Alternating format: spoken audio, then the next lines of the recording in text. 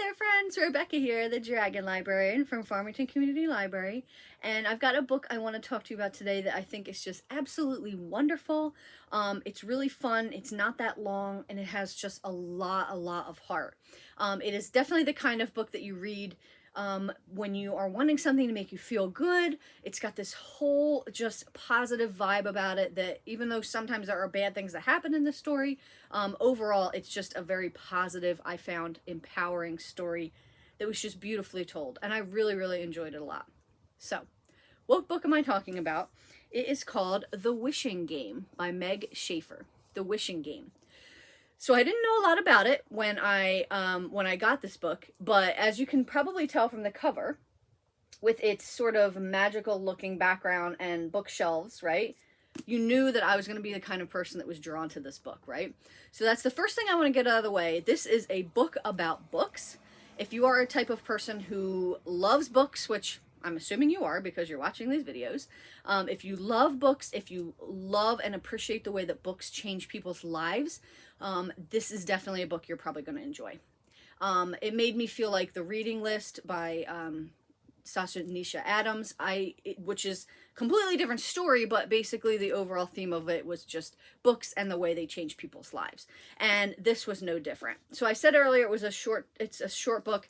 It's barely 300 pages. I don't even actually think it hits, no, it's less than 300 pages. So it's a shorter book, just a slice of a great story, and I really enjoyed it a lot. So I want to first start this review off by asking questions. So I want you to picture your favorite book series, something that meant a lot to you when you were younger, or it could be something that means a lot to you now. Something that really changed your life for the better. It could be any book or any book series, okay? So think about it. I want you to think about what book that would be. And then I want you to think about what you would do or how you would feel if the author of that book or books had this contest where you could enter to win to get a copy of the newest book in the series, the first and only edition of it. Wow. What kind of a competition that would be, right? Like, oh my gosh, how incredible. Well, that's basically what this book is centered around. So it features this main character, this woman named Lucy, who's 26 years old, and even though she has a family, she's got parents and an older sister, she felt very neglected and unloved growing up. Her parents are not that great. They did not treat her well at all. And so she's always kind of felt like an orphan, even though, you know, she does have a family. So she knows what that's like. One of the things that helped her get through her childhood and her early adulthood was the Clock Island series by Jack Masterson, which is a made-up series for the purposes of this book. So it's a huge series, long series of books for children that just blew up, kind of on the equivalent of Harry Potter, I would imagine. Everybody knows about these books. Most people have read them. Everybody loves them. They're a huge phenomenon. So they meant a lot to her growing up, and now she is a teacher's aide. She's 26, like I said, she's a teacher's aide, and she's able to show her young students how much books can mean, and how they can have such a great influence on people's lives. Especially though, there's this one boy named Christopher that she has really bonded with. His parents had died. He's gone through a series of foster homes. This boy, he's only 7, and Lucy really wants to adopt him. They have this special bond. She wants more than anything for them to become a family together.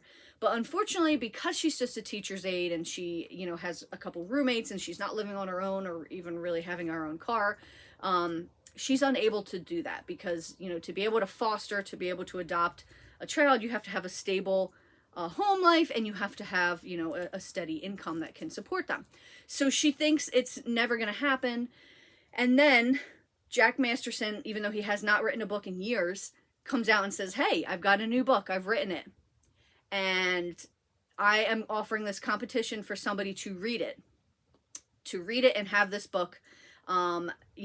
With this book, you can do basically anything. You can sell it to a publisher for a lot of money. You'll get to read it. You'll be the first one to read the new Clock Island book.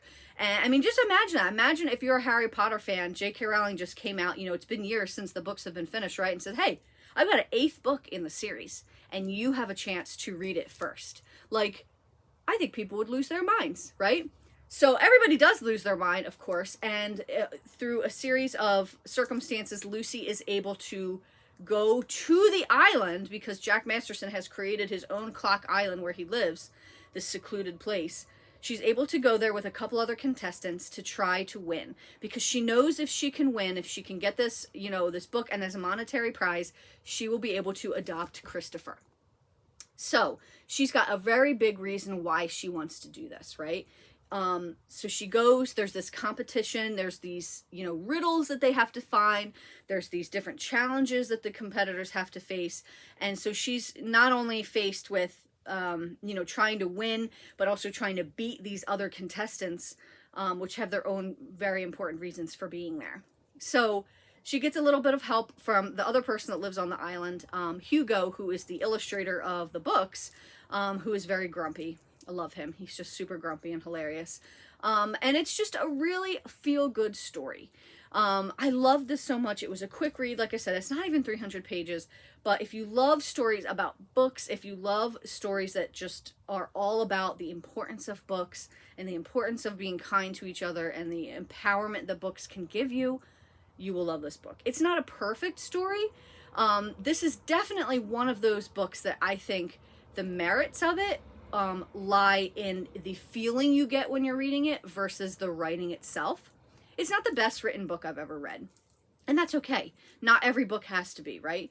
I did find Lucy, she's 26, right? But I found her to be a little immature. I kind of kept forgetting that she was 26 and thinking she was a lot younger, like in her early 20s, just because of some of the ways that she acts. But that didn't really detract from the story at all. I still thought it was a solid story. It was really fun. Like I said, the writing might not be like the best writing I've ever read in the world, but it didn't have to be because the story was fun. It was adventurous, and you know, I love a good book about books, especially ones that are, especially one that is about how books can change people's lives for the better. And that's what this is all about. I had an ending that made me cry. I sobbed with this book. And sometimes that's what you really need, right? You just want a book that's going to make you feel all the feels, right? Definitely one of those books. I loved it a lot. Highly recommend it. The Wishing Game by Meg Shaffer. Well, that's what we've got for you guys today. I hope that this book sounds really awesome and that you're just as interested to read it as excited I have been to talk about it. If so, please feel free to come and get it from Farmington Community Library. And thank you so, so much for watching, friends. Have a wonderful, wonderful day.